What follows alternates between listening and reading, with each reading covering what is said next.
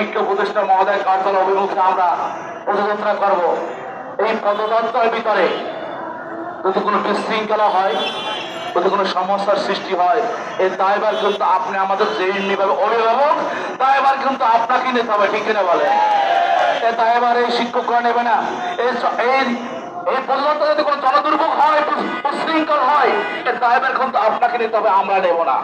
তবে আমি বলতে চাই, আমার কোন শিক্ষক যদি আজকে অসুস্থ হয়, আমার কোন শিক্ষক আজকে আহত হয়, আমার কোন শিক্ষক যদি আজকে নিহত হয়, আপনাকে কিন্তু আমরা ছাড় দেব না। সম্মানিত উপদেষ্টা মহোদয়, আমরা এখানে অসহায় শিক্ষকরা দেখেন, এখানে গণনা করে দেখেন, যদি এখানে 2 থেকে 3,000 শিক্ষক থাকে, তার ভিতরে 80% শিক্ষকের মুখের দাড়ি পেকে গেছে। এদের মুখের দাড়ি পেকে গেছে, ওরা জানে আমার চাকরির বয়স 1 মাস আছে, আমার চাকরির বয়স 6 মাস আছে, আমার চাকরির বয়স 1 বছর আছে, এর বেশি আর নাই। তারপর কেন এখানে আসছে জানেন? তারা চায় দীর্ঘ 40 বছর পর্যন্ত আমরা এটা নিয়ে বারবার রাজপথে গিয়েছিলাম দাবি আদায় করার জন্য। আওয়ামী লীগ সরকার আমলে এদেরকে পিটুনি দিয়ে এই রাজপথ থেকে তুলে দেওয়া হয়েছিল। হয়তো এই বৈষম্যহীন সরকার আমাদেরকে দাবিটা হয়তো মেনে নেবে, হয়তো বেতন না পেলেও, আমার চাকরির বয়স না থাকলেও আমি মৃত্যুর আগের দিকে যাবো, একটু এই মাথা বিল হয়েছে। এই বড় কষ্ট নিয়ে, আশা নিয়ে, ভরসা নিয়ে, বুক ভরা যন্ত্রণা নিয়ে এই প্রেস ক্লাবের সামনে ধুলা বালির ভিতরে, রোদের ভিতরে এখানে অবস্থান করতেছে 3 রাত 24 ঘন্টা। কিন্তু আমরা বড় অসহায়। যখন আমরা রাজপথে নামি, তখন আমাদেরকে বলে আপনারা শিক্ষক জাতি, আপনারা মানুষদেরকে শৃঙ্খলা শিখান, আপনারা তো অশৃঙ্খল হতে পারেন না। আমরা যখন দপ্তরে ঘুরি, তখন ভিক্ষুকের মতো ঘুরতে হয়, আমাদেরকে বাঁচতে বলার সময় হয় না তাদের।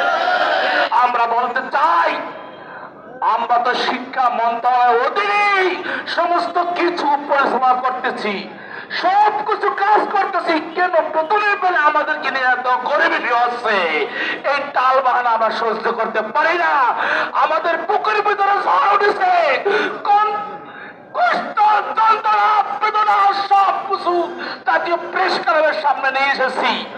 আজকে অল্প কয়েকদিন পরেই এই দেশে নির্বাচনের তফসিল ঘোষণা হবে।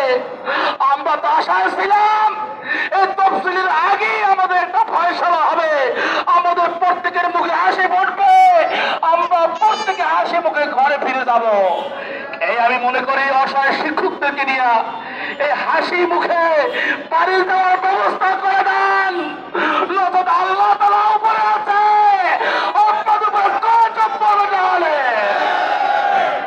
আমরা মুসলমান, এখানে অনেক আলেম ওলামা আছেন যারা রাত্রের বেলায় বসে ওঠে, রাত্রের বিছানায় ঘুমায় না, আল্লাহর দরবারে সিজদা দিয়ে 2 হাত তুলে কান্না করে, এ আল্লাহ মৃত্যুর আগে একবার দেখতে চাই, আমার বেতন হয়েছে, আমি ইবতিদায়ী মাদ্রাসার শিক্ষক, আমার গ্রেজুয়েট হয়েছে, আমি রাষ্ট্রীয়ভাবে স্বীকৃতি পেয়েছি, আমি সমাজের সম্মান পেয়েছি।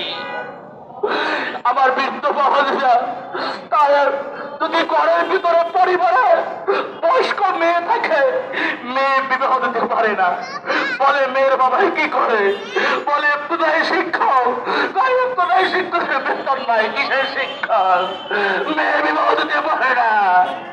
বয়স্ক ছেলে থাকলে বিবাহের প্রস্তাব নিয়ে গেলে বাবা কি করে, বাবা ইবতিদায়ী শিক্ষক, কিসের ইবতিদায়ী। আমার ওই বাবাদের কষ্ট, ছোট্ট ছোট্ট সন্তানরা যখন ঈদের সময়, অনুষ্ঠানের সময় বলে আপু আমার জন্য নতুন জামা কোথায়, আমার পাশের বাড়ি আমার বন্ধু নতুন নতুন জামা পরিধান করে আমার সামনে ঘুরতেছে, আমার জামার কোথায়। আমি যখন আমার মায়েরা বলে আমার প্রাণের স্বামী আমার পাশের বাসায় ঈদের দিন সুন্দর সুন্দর বাজার হয়েছে, আমার বাসায় কি 1 প্যাকেট সেমাই কেনার উপযুক্ত তুমি হও নাই, কিভাবে জবাব দেবে?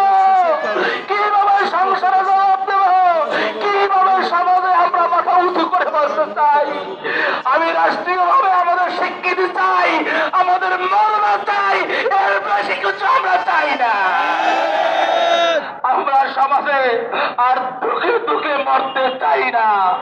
আমরা সমাজে তেমনি ভাবে শিক্ষক জাতি সম্মানের জাতি সেইভাবে সম্মান নিয়ে উঁচু মাথায় আমরা বাঁচতে চাই। আমরা আমরা হাজার হাজার বেতন চাই না, মাত্র সীমিত বেতন, মাত্র সীমিত বেতন অথবা সরকারের যা সক্ষমতা হয় সেটাই আমাদেরকে দিয়ে দিই। আমাদেরকে হাজার হাজার দেওয়ার দরকার নাই, কিন্তু আমরা সম্মান চাই, সম্মান নিয়ে বাঁচতে চাই। যদি যেই জীবনের সম্মান নাই, যেই সমাজে সম্মান নাই, যেই পরিবারের সম্মান নাই, যেই দেশে শিক্ষকদের সম্মান নাই, ওই দেশে আমাদের বেঁচে থাকার কোনো দরকার নাই।